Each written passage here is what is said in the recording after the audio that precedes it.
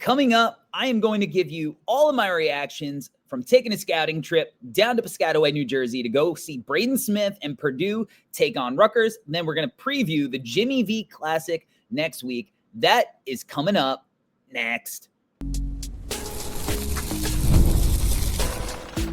You are Locked On NBA Draft with no ceilings. Your daily podcast on the future stars of the NBA. Part of the Locked On Podcast Network. Your team every day. What is up, Draft Sickos? I'm Corey Tulaba. Welcome to Locked On NBA Draft with no ceilings. Part of the Locked On Podcast Network. Now, the #1 sports podcast network. Today's episode is brought to you by FanDuel. If you want to be right in the middle of the action this season, visit FanDuel.com and place your NFL live bets all season long. All right, let's get into this thing, man. All right, I took a 3.5-hour trek from Long Island to Piscataway, New Jersey, dealing with the elements in a national weather emergency to go get up-close eyes on a number of interesting prospects on one of college basketball's best teams in the Purdue Boilermakers. And on that team, it is led by none other than Braden Smith, arguably the best point guard in the country. You can make a very strong argument, both as a prospect and as a college player.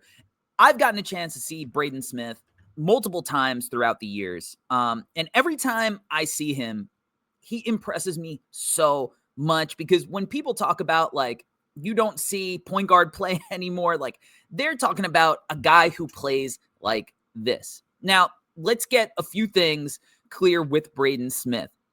What does he have going against him? Standing, very close to him during pregame warmups, he looks like he's like 5'11" in shoes. And we know that in the modern NBA game, teams don't like small guards.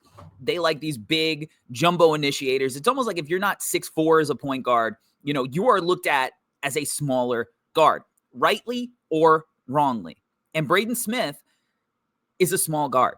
He just is. Now, he does have good length. It has been rumored that he has like a 6'6" wingspan. Obviously, that's going to all get taken care of at combine season. We'll see the official measurements. Maybe he'll measure taller. Last year, Tahad Pettiford measured taller than I was expecting. But it is clear, looking at Braden Smith, that he does have a plus wingspan. But the height concerns are legitimate. And, he's going to be up against it in trying to figure out a role within the NBA, just because he's somebody that technically you can target because of his height, because he's not going to be going up against teams like Rutgers at the next level. Even the bad teams in the NBA are going to have guys that could just abuse him physically. However, I just think he is so good at basketball. He has such a command of the point guard position that he really does whatever he wants on the floor, man. Like, watching him operate ball screens is like what you should show young point guards who are trying to learn how to operate ball screens. I mean, he looks like Chris Paul out there at the college level at times. He stays tight, coming off contact on the screen. He'll snake it, get to the elbow. He does throw-aheads to kind of create space from his defender who's trailing. And then, one of the interesting things, because he's so good in the mid-range as a shooter, and I always think that if you are a good mid-range shooter as a point guard, it opens up so much of your playmaking ability. And we've seen how Chris Paul, as a smaller guard, has been able to utilize that shot to his advantage for nearly 20 years. Because when you get to those elbows and you're capable of hitting that mid-range shot, now the defense is kind of at your mercy. Because if you're playing a drop, he's going to bury that elbow jumper. And he's, very proficient at that. Now, if you come out at him, if the big has to step up a little bit higher in that drop, now the roll man has a lane to the rim if the tag man isn't there. And if the tag man is there, he's such a good passer that he will find the open man. And whether that leads to a shot or a one more, he's going to create a good look simply because the ball is swinging and teams are going to have to get into scramble mode. Now, one of the other interesting things about his shooting, and he knocked down 4 threes catch and shoot from above the break, from the corner, off the bounce. One of the things that you notice about him as a shooter is that a lot of his shots, he's fading. And it's interesting because it almost looks like, oh, well, he's short, so he's got to compensate for the fact that he's short, so he has to fade to get those looks off. But he is practicing those shots. If you go and watch him warm up in the pregame, whether he's in the mid-range or he's shooting threes, it's almost like he's not landing straight up, straight down, maybe like you would traditionally be taught. He's taking game shots that he knows that maybe he's at that disadvantage physically, and he knows in order to get it off, he's going to have to be proficient at shooting off balance, and he practices those shots. So, like these are going to be comfortable for him shooting against length, and his IQ is just so high. I mean, I want to talk about his playmaking outside of like the ability to get at it in that pick and roll from the mid-range after he snakes screens or he just comes off and gets to the elbow. He's also just capable of making really creative passes. He had a behind-the-back pocket pass that led to a dunk last night. That was so sick, and that literally, like, everybody in the arena was just, like, looking around like, did you see that? Like, that was crazy. He's such a good passer, but he throws up over the top. He hits the pocket. He could skip to the weak side. He makes the quick one more. So whether he's surveying or whether he's keeping the ball moving, he's just such a good decision maker. And that reflects, like, this year, I think he's at 9 assists to 2 turnovers or something. So this is just a dude who is making plays for everybody, making everybody better, and then is also, like, capable of taking care of the ball and not putting your team in a position where you're, losing the turnover battle. Just a steady hand. Defensively, we talk about his height. That could be a limiting factor, but he's so good at the point of attack at being pesky. He's always had really good like steal percentages and even pretty good block percentages given his height because he's so smart in his timing on his contests. But what I like about him is like, you think about if you're a boxer who's at a disadvantage with a reach, you have to kind of close that gap. So that's what he does. He gets in your shirt and he will shadow you and get into your body and really make it hard for you to kind of beat him off the bounce. Now, if you're stronger than him and you're taller than him, you can kind of back him down and, maybe shoot over the top, but he's still going to get a good contest. And ultimately, those are not like efficient shots if it's not like behind the 3-point line. Like those mid-range shots, you don't want to live and die by those. So it almost becomes like if you're trying to target him, at least at this level, it can kind of become a negative. So I think that he has a good argument to be a first-round pick regardless of his height. I know that that's not going to happen because it's not how the real world works, but I think talent-wise, production-wise, and I think he's going to find a spot. It might not be right away. Look at a guy like Colin Gillespie for the Suns right now. It's taken him a few years. He was a guy who, he 5-year college player because he had an injury at Villanova, and he's finally kind of taking off, but it's taken time for that to happen. And I think that's going to be potentially a similar story to Braden Smith.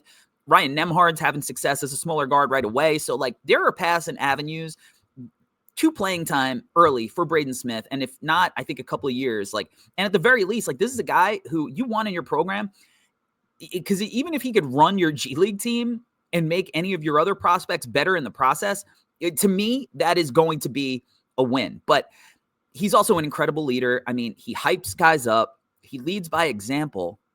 He does everything that you need. So I am a huge Braden Smith fan, have been for a while. This is the year for him, as he's ready to move on.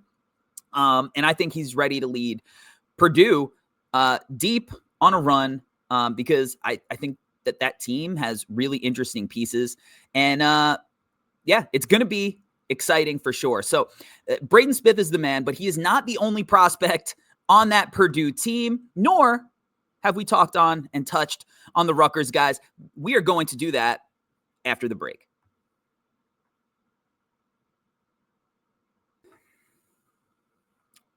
All right, guys. The NBA season is heating up, and DoorDash has found the perfect way to keep fans in their bag all season long. Whether you're watching for the highlights, your fantasy team, or just your favorite player, DoorDash makes every game night even better. DoorDash is the official on-demand delivery platform of the NBA, and they're celebrating with something called the Bag Drop. Every time an NBA player scores 50 points in a game, DoorDash drops 50% off your order with Dash Pass the next day, and you're automatically entered for a chance to win the ultimate fan bag. We're talking player-inspired drip, exclusive gear, and stuff you'll actually want. Like, I love that it's not just food. You can get everything from snacks and drinks to headphones, ice, even socks, all delivered. DoorDash has you covered for late night highlights, last minute watch parties, and double OT fuel ups. So next time someone goes off for 50, use promo code NBA50 the next day to get 50% off on DoorDash with Dash Pass, plus your shot at the bag drop. Dash Pass members only, 50% off up to $10 the day after a 50-point game with promo code. Terms apply, no purchase necessary. Ends April 13th, open to U.S. residents 21 or older. Visit DoorDashInYourBag.com for full details. DoorDash, in your bag, all season long. All right, thank you for making Locked On NBA Draft with No Ceilings your first listen of the day. And thank you for making Locked On the #1 sports podcast network. We're #1, baby.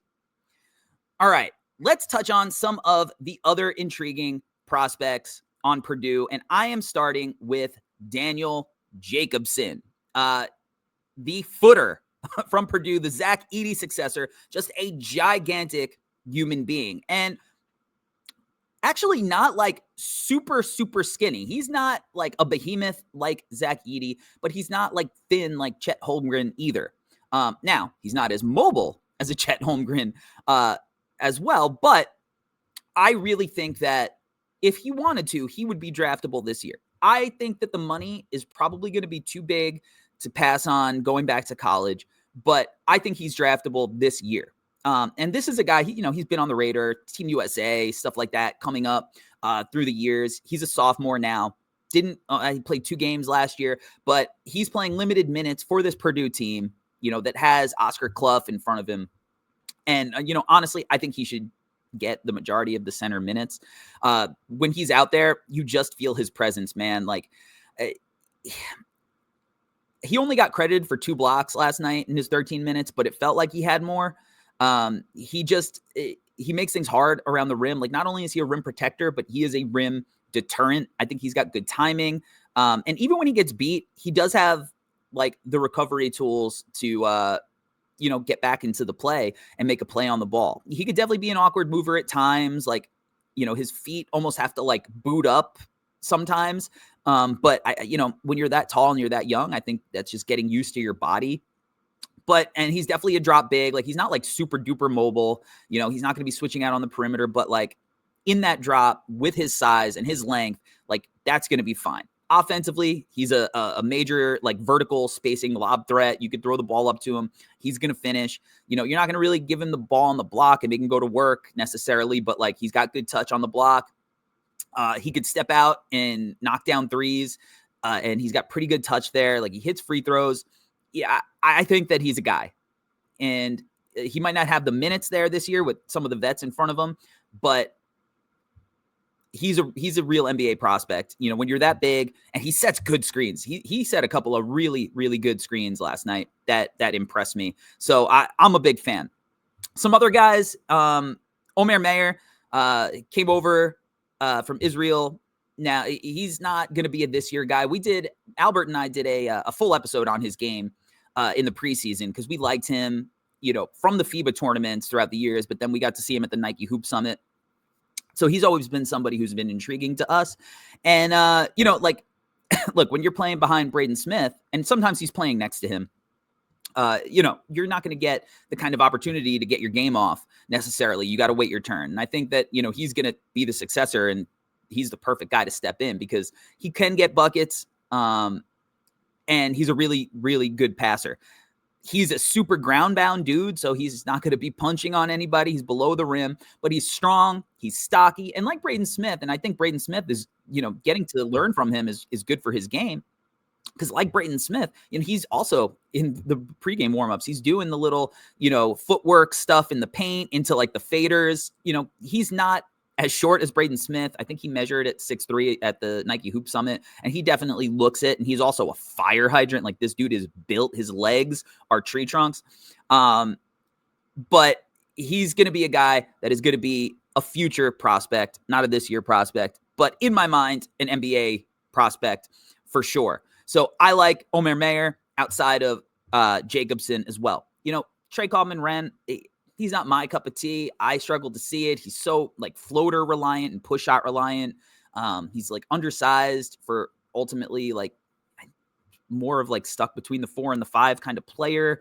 Great college player, moves a little stiff, not necessarily my cup of tea. From the Rutgers side, not a lot of super interesting talent on that side. But Dylan Grant is interesting. And I touched on him earlier in the week. And he started out pretty slow. He had a couple of nice possessions. He made this really slick backdoor cut that led to a layup that he missed. It was a bunny. He really didn't get going till like the last 10 minutes of the game. But, you know, he did a lot of interesting stuff. He knocked down a 3. He set a screen, rolled to the rim, and finished off an oop. He got out in transition. He had made defensive plays. Like, he has made in his sophomore season, you know, a jump from his freshman season. He's still inconsistent. He's still raw. He's not somebody who should come out this year. But I think that he's somebody who's going to get NBA looks because at the wing spot, he's got interesting tools. Now, he definitely needs to show some improvement on his feel. His feel is limited. You know, he has 0 assists in the last 2 games. He's negative assist to turnover ratio. And these are things that matter more than ever in the league. So right now he's just getting acclimated and accustomed to getting more minutes and playing more minutes, but he's got to, you know, continue working on some of the ancillary pieces of his game before I think we consider him as a guy who might actually come out. But he is somebody to monitor, like, undoubtedly. There's not really a ton of other prospects on Rutgers right now. You know, they have guys who you might go and be like, oh, that guy is kind of interesting, but nobody really on the NBA radar. The other guy I'll touch on that I missed from Purdue is CJ Cox, who, you know, he looked kind of short too in person, maybe 6'1", 6'2", but he's a good shooter. He's kind of interesting. Not really a this year guy, but somebody worth monitoring for sure. I think that's going to be it for all the guys that I saw from Purdue Rutgers. Not a big time prospect clash by any means, but guys who I definitely think have NBA potential, especially Braden Smith and Daniel Jacobson. So when we come back on the other side of this break, we are going to get into a game that does have quite the prospect battles in it. I will be headed to the Jimmy V Classic next week with our good friend Nathan Grubel. So on the other end, we're going to talk about that. That's coming up next.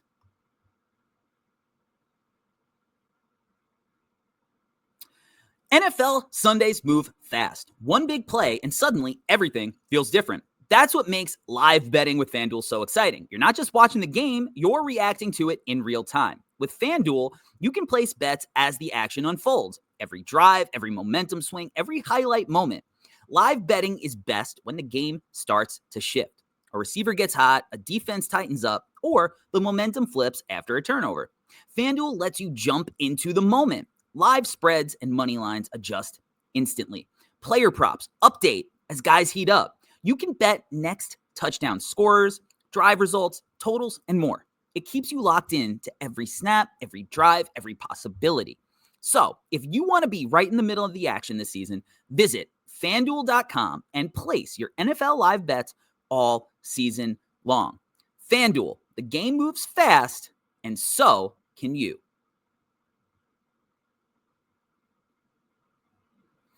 All right, everybody, we're back, and we're going to preview the Jimmy V Classic taking place at Madison Square Garden, the world's most famous arena, next week, because there are a number of prospects, and next week I'll give you my reactions to those prospects in a podcast. First up, we have BYU versus Clemson, baby, and that means that I'm going to get up close eyes on AJ DeBonta. AJ is a guy that I've gotten to see in numerous settings throughout the years, you know, multiple years at the Nike Hoop Summit. So games, practices, from his junior year to his senior year. And I'm excited to see what he looks like in the BYU ecosystem in person. We know that AJ is a phenomenal scorer. Nobody can deny that. Like, he gets downhill. He gets to the free throw line. He can knock down threes. We want to see that volume up. He can get busy in the mid-range. I think he can defend on ball.